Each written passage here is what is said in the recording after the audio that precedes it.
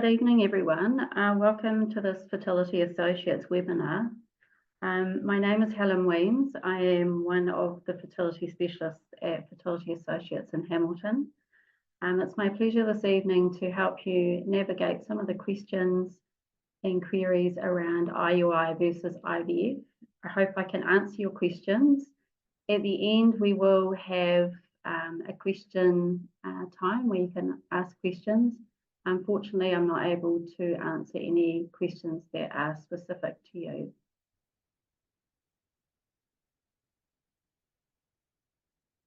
So IUI versus IVF is what I am presenting to you. Both of these are forms of what we call assisted reproductive technology, or ART.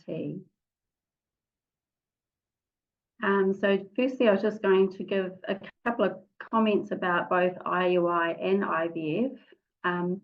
IUI is thought to be a little bit more like normal conception because fertilisation occurs inside the body. It's also important for some people for both personal reasons and religious reasons that fertilisation does happen in the body, and it's also deemed less invasive. However, IUI does come with a lower success rate per cycle. IVF, on the other hand, fertilisation of the egg happens in the lab, and the first 5 days of the embryo's life occurs in the lab. IVF is seen by most patients as being more invasive, but the flip side of that is it does come with a higher success rate per cycle. So how do you decide between IVF and IUI? It is a discussion between yourself and the fertility specialist that you see. So what would happen is you are referred to Fertility Associates, where we would have a consultation. That referral can be done as a direct referral yourself, so you can self-refer, or it can be through your GP, or if you'd seen a gynecologist for other reasons. During that consultation, a history will be taken of your general health, past medical history, but also your fertility history. So if you've had children before, the outcome of those pregnancies, for instance, if you had a normal delivery or if you had a cesarean section. Also, if you had had an ectopic pregnancy in the past, that might suggest that your tubes have been damaged by some process, and hence IVF may be more appropriate. Before you come for your consultation, you do some basic baseline tests for us. For the female, that includes checking firstly that she is in fact ovulating, also checking for thyroid function, and also a diabetes type screen. For the male, we test a semen analysis. The first semen analysis is usually done through your community lab. For us here in Hamilton, that is PathLab. It is just a basic screening test. When you come through to us, we will get you to do a test through our lab, which is a little bit more detailed. So having had taken that history and got your test results, it might be that we need to do some other tests before deciding the best way forward. Most times it's clear as to what is the best next step. Unfortunately, sometimes you don't get funding. So there is government funding, which we're not going to talk about tonight. But some people will get funding for treatment. Others will have to wait longer until potentially they would be eligible. So sometimes couples have to make a decision that's determined by what is financially manageable for them. The last point I've put here is location. If you live in Hamilton, it's a lot easier to do both IUI or IVF, and I'll explain both processes soon. With living, say, 3 or 4 hours away from a clinic, which some of our patients do, living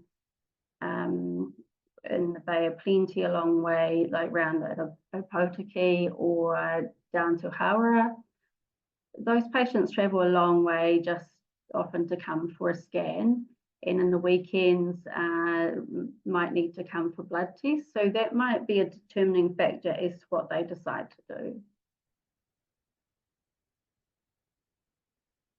So I was just going to go through with you about how our IUI cycle runs and how an IVF cycle runs. So intrauterine insemination, we can use both a partner or donor sperm. It does require normal fallopian tubes, meaning that they're not blocked. And the male has to have very good swimmers. And I put Olympic swimmers because it's kind of relevant soon.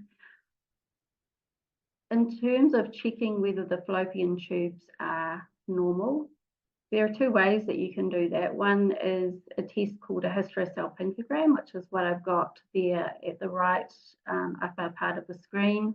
This is a radiological test. The radiologist puts a speculum in the vagina and then puts an instrument into the cervix. The dye is then injected up into the uterus, and if the tubes are normal, which they are in this picture, then the dye spills out of the fallopian tubes, and that's showing us that the tubes are patent. The other way of checking the fallopian tubes is at laparoscopy. So some patients will be having a laparoscopy because they've got other issues such as pelvic pain, and there might be the need to either diagnose endometriosis and or excise it. The next thing, as I said, is the male needs Olympic swimmers. So we do get a sperm sample check through our lab. So we're particularly looking at numbers. So we need at least 2 million motile sperm for IUI. And as I've said, we look at motility. We also look at what's called the morphology, which is the appearance of the sperm. So if you look at the left of this diagram here, there's a normal sperm there. Sperm can have many different defects, so double tails, double heads, big heads, small heads, and those will not fertilize an egg. In human sperm, you only need to have 4% normal, which always seems quite incredible, in order to have normal fertility. We also test for sperm antibodies. Sperm antibodies can be formed from surgeries such as undescended testes or inguinal hernia repairs. Sometimes they can occur just because someone's had quite a bad knock in the testes and they develop sperm antibodies. So sperm antibodies are little proteins that can stick to the head and the tail of the sperm and affect the sperm's ability to fertilize the egg, and it might also affect the motility. So in terms of the steps of IUI, normally the first step would be to let the clinic know that you've got your period. For most IUI cycles, we would use a medication, letrozole, sometimes clomiphene, but more likely letrozole, in order to develop more than one egg per month. So with an IUI cycle, generally we're trying to get 2 eggs to be released. We would then bring you in for an ultrasound, usually on day 10, and on the right of your screen there is a picture of an ovary. Those black circles are what we call follicles. This is where the egg develops. Usually in a normal cycle, that follicle will grow to about 24 millimeters in diameter before it will release the egg. So on that first scan, we may not be quite there. You might need another scan in a couple of days. Or sometimes you might already be there. And as I've written there, we're aiming for 2 pre-ovulatory follicles. So we just want 2 big follicles and the rest need to be small. And then we also start doing blood tests from day 10. So I'm sorry, I can't point to it, but in the middle of that graph is the LH hormone, which goes up just before you ovulate. So it's quite a sudden increase in LH peaks and then comes back down again. By tracing this over several days, we can tell definitely when the LH has gone up and come down, and that helps us time when we do the insemination of sperm or the IUI. Some women don't ovulate, so they may have a follicle that's around 24 millimeters, but the LH is still very low, in which case we give them what we call a trigger injection to help them to ovulate. The next step is, once we've got to the point of the right size follicle and the LH has gone up, we organise for the couple to come to the clinic. The male either brings a sample with him or gets a sample while he's here for us, and then the lab usually take an hour or so to prep the sample. So with prepping the sample, what happens is the seminal fluid is taken out of the actual specimen, so we've only got the swimming sperm, and then it's reconfigured in a different media. And sorry, again, I can't point, but what happens in terms of the insemination is we put a speculum in the vagina so we can see the cervix, and then we pass a thin catheter up through the cervix and inject the sperm into the uterus. The sperm then just do what they would normally do that big swim out in the fallopian tube, find the egg, hopefully fertilise it, and then that fertilised egg makes its way back down the fallopian tube towards the uterus, and again, hopefully implants. With IUI, there's quite a long wait for the pregnancy test, and it's best part of 2 weeks. So that's the hard part. This is looking at the success rate with IUI cycles. So you can see on the x-axis, going across the bottom there, you've got the woman's age. And up on the y-axis, we've got the birth rate per insemination cycle. So none of our treatments will override what's happening with the woman's age and the quality of her eggs. So as we get older, all of our treatments will be affected by the woman's age. So in that first graph, you can see that from a single cycle, if you're 34 or under, your chances of having a baby from that one cycle is around 16%. The second graph is showing cumulative birth rates from IUI, and this is women 37 and younger, so not looking at the older women 38 onwards. And from that, you can see that the cumulative birth rate over 4 cycles is around about 45%.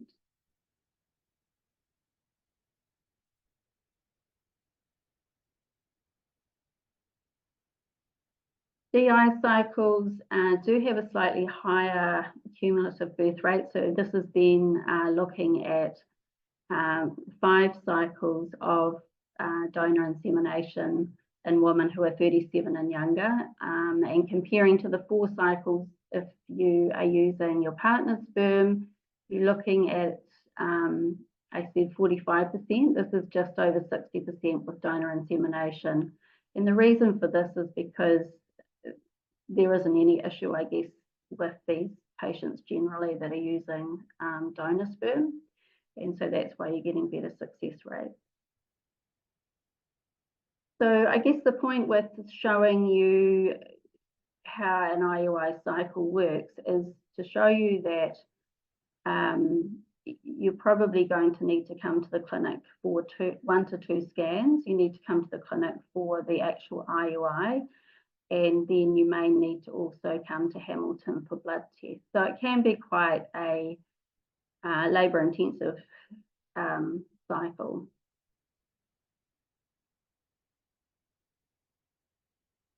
I refer to IVF as the top shelf, and that's because you can't really do anything more than IVF.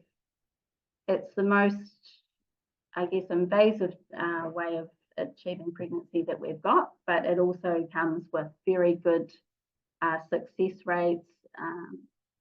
So this can be really used for anyone that's having difficulty with infertility. It's sometimes very useful with unexplained, so a couple that we haven't found any reason why they're not conceiving, because we get to see what happens in the lab when the eggs and the sperm come together. So sometimes what happens is we're not getting any fertilisation, or it may be that you get fertilisation, but the embryo doesn't, so the fertilised egg doesn't continue to develop from there.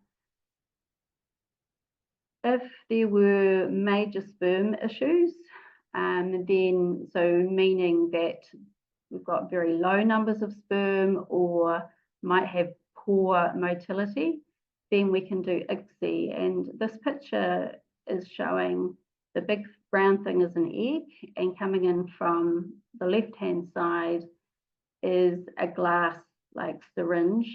So in that glass syringe was a sperm that's had its tail cut off. So the sperm gets injected into the egg to help fertilisation, and that's what we call ICSI.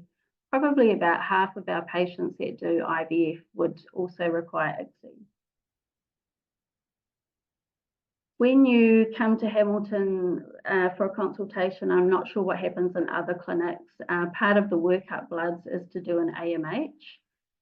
This gives us an idea of what your ovarian reserve is. It doesn't tell us about your egg quality, but it tells us about how many eggs you have. This is useful in terms of helping you decide what you do in terms of treatment, but we also use this for IVF to decide what drug dose to use in order to stimulate your ovaries. And so again, just looking at age across the bottom. So we've got the woman's age across the bottom and the AMH level up the side. And you can see the solid line is the average line. You can see once you get to your early 30s, there's starting to be a decline in the number of eggs, and that declines down until you get to menopause. So this is a little bit complicated slide, but I just thought it might be useful to give you some idea about IVF. This is the most common IVF cycle protocol that we use. It starts and is finished with a pregnancy test within the month. So it is quite quick compared to cycles that we used to do. And I think couples, or particularly the women, tolerate this very well because it's really, most people don't have much in the way of side effects. So again, we start with notification of a period. We're very obsessed with periods. And then the FSH injections, which are the injections which stimulate your ovaries to make lots of eggs. So in IVF, we're aiming to get somewhere between 10 and 15 eggs. So we start that, and then 4 days later, we start a second injection, which currently we're using Cetratide. Usually it's all Galutran. That stops ovulation is the idea with that. So from there on, each day is 2 injections, the FSH and the other injection, which is stopping you from ovulating. So again, a bit like the IUI, we scan and do blood tests on day 10. And again, the scan is, sorry, this was just to show someone injecting themselves with the FSH. So the nurses teach you how to use that, and it's just an injection under the skin in what we call the subcutaneous fat. So the follicular scan is very similar to IUI, except we would expect to see way more follicles forming. With IVF, we want them up around 20 millimeters in diameter, so we would want the leading ones to be that or 18 millimeters. So on that first scan, again, some people will already be at that stage. Others will need another couple of days. And then once we get to that point where we have the follicular size right, we organise for the patient to have what we call a trigger injection. So that helps mature the eggs that are in those follicles. And if we didn't go ahead and collect the eggs, all of those eggs would be ovulated. but before that happens, we get in and get those. So 36 hours after the trigger, we would bring the patient or the couple in for egg collection. We need them both because we need a sperm sample, but also the partner needs to drive his lovely wife home. So this is the egg collection. So we do this in the clinic. In our clinic here, we've got a small theatre down the other end from where we do our consultations. Most patients tolerate this extremely well under fentanyl pain relief and midazolam, which takes the edge off it, so makes you feel a little less nervous. We also put some local anaesthetic in the top of the vagina. So I can't point, but if you look at the picture on the left, that's showing the scanning probe, and attached to the scanning probe is a needle. We go up through the top of the vagina into one of those follicles. The follicles are full of fluid, so we literally suck all the fluid out of the follicle, and with that comes the egg. And in the picture on the far right, you can see exactly that. So the fluid gets sucked into a test tube, and then that's handed to the lab to check whether there's an egg in there. We would just go around all of those follicles, draining them all, and then drain the other ovary. That probably takes about 10 minutes once we get all set up. And like I said, it's pretty well tolerated. Most patients are fine. Occasionally we get someone who wants to have what we call heavy sedation, which is where we get an anaesthetist in to pop them off to sleep. The following day after egg collection, the lab advises the couple how many have fertilized, and then from there we start progesterone. Progesterone is a very important hormone because it helps stop the uterus cramping, and it's what's normally released from where you've ovulated in a normal cycle, and is important for maintaining the pregnancy right through to week 12. So the eggs that have fertilized are then usually incubated in the lab for 5 days. So we take them through to what we call a blastocyst, which is that thing on the right hand side. So this is the beginnings of the baby at day 5. So this is what we would aim for most people. If there were not many eggs or we didn't get very many fertilized, we might put an embryo back into the uterus more like day 2 or day 3. If you look at the middle picture, that's showing putting an embryo in. So again, we put a speculum in the vagina, clear away any mucus that's there. Under ultrasound guidance, we pass a thin catheter up through the cervix and put the embryo back into the uterus. And then that's going to implant in the next 24 hours or so. Hopefully on that day as well, you get some good news about if there are any other embryos that are suitable for freezing. So we'd always hope that people would get maybe anything from 1 to 5 embryos that are suitable for freezing. And then we wait 9 days before the pregnancy test. This is looking at IVF birth rates. So again, as I said before, we can't undo what age does to our eggs. So there's quite a steep decline from sort of mid-30s. The AMH is also useful for this because if you have a more normal AMH, so anything from 5 upwards, then that group kind of sit all together. So you can see the aqua kind of olivey colour and mustard maybe.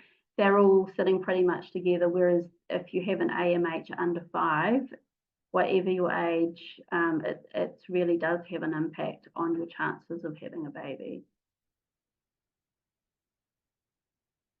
So just other scenarios where IVF may be required or recommended. So donor egg. So we do a number of cycles with donor egg for many different reasons.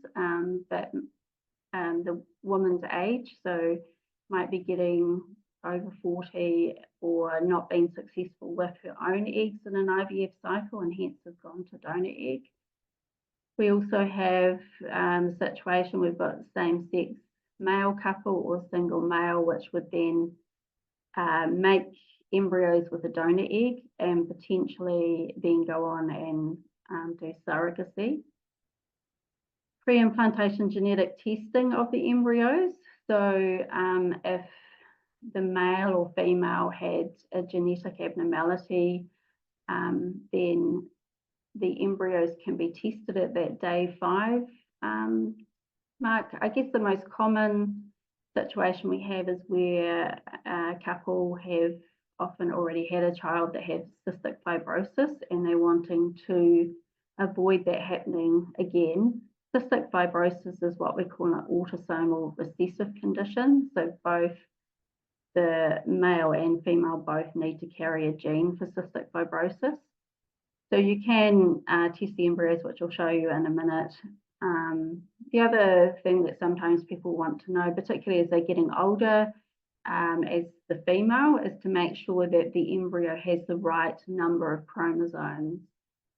So very early on in pregnancy, a lot of miscarriages in that first 12 weeks can be because of abnormal chromosomal makeup of the embryo or the baby. So this here is just showing how that's done. So the embryo needs to get to day 5 of its development in the lab, which is when we would normally be replacing the embryo back into the uterus. But rather than that, what happens is the embryo is what we call biopsied. So some of the cells are taken, which is what that thing on the right-hand side is doing, just taking some cells. And then the embryo itself is actually frozen while the cells are sent away to a different laboratory, it's not done here, to be tested. Those tests vary in terms of how long they take to come back, but sometimes can be like a month to 2 months for the results to come back. Then once we know which embryos are affected or not affected, then we can look at replacing those back into the uterus for the couple, one at a time, of course.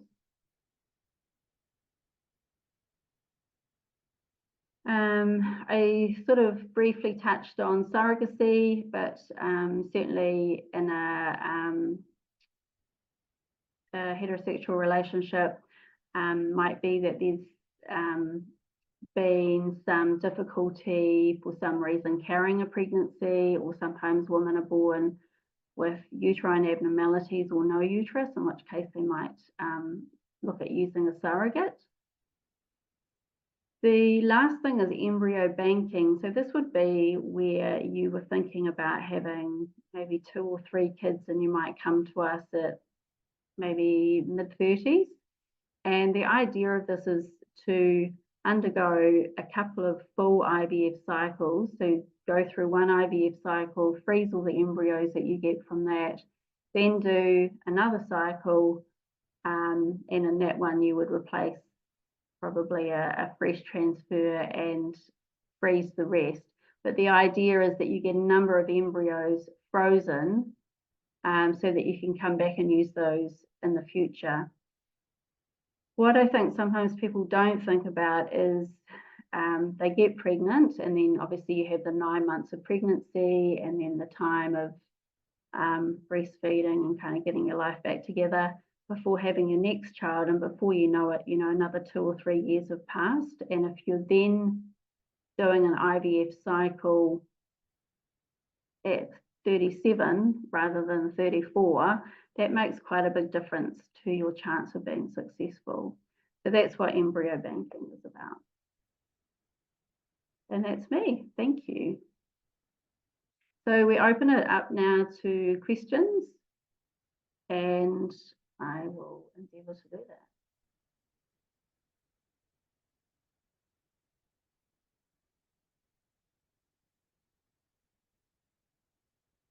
Okay, so there's a question here, how old laparoscopy results are acceptable to check the fallopian tubes? I think what you mean by that is if your laparoscopy was some time ago,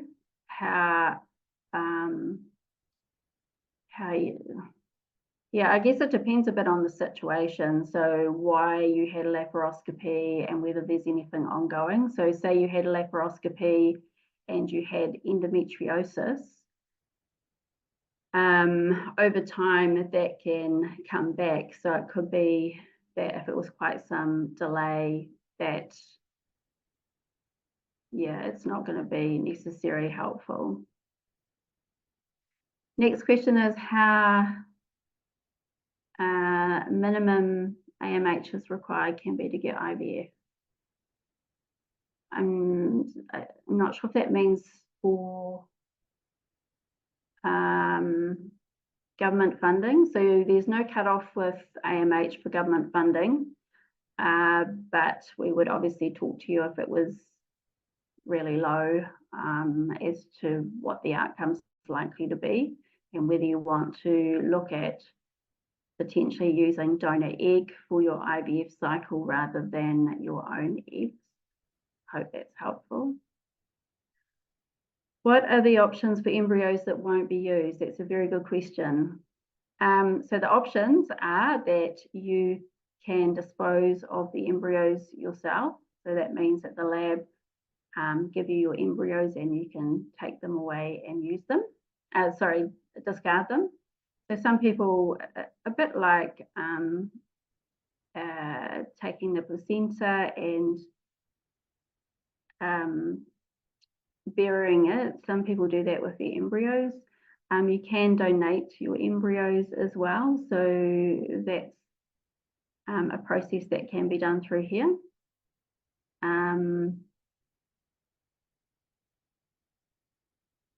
So hopefully that answers. I'm not going to go into great detail about that, but there is, so in order to accept somebody else's embryos, you usually need to have gone through IVF yourself and tried. So it's kind of, it is seen as being the, I guess the last available option, without that meaning to sound rude.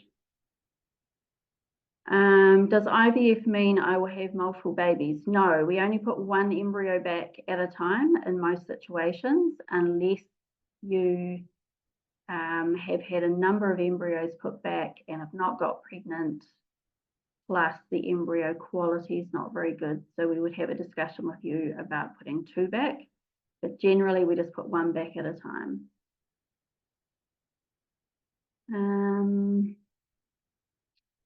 What else? How many cycles does it usually take to get pregnant? Very good question. It depends a bit on many things. Age, how many eggs you get. I guess there's no guarantee. You could do 2 cycles of full rounds of IVF and still not have a baby, but hopefully that would not usually be the situation. Yeah, hopefully that answers it. Have we got any other questions?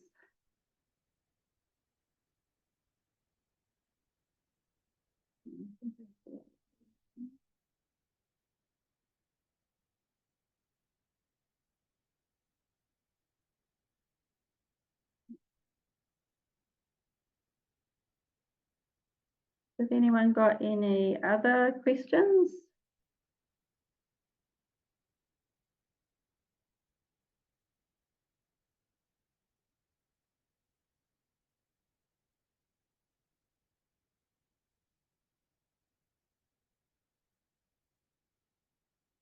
No? Okay, we might finish it there if we're happy with that. Thank you for attending and I hope that was useful. All right, all the best.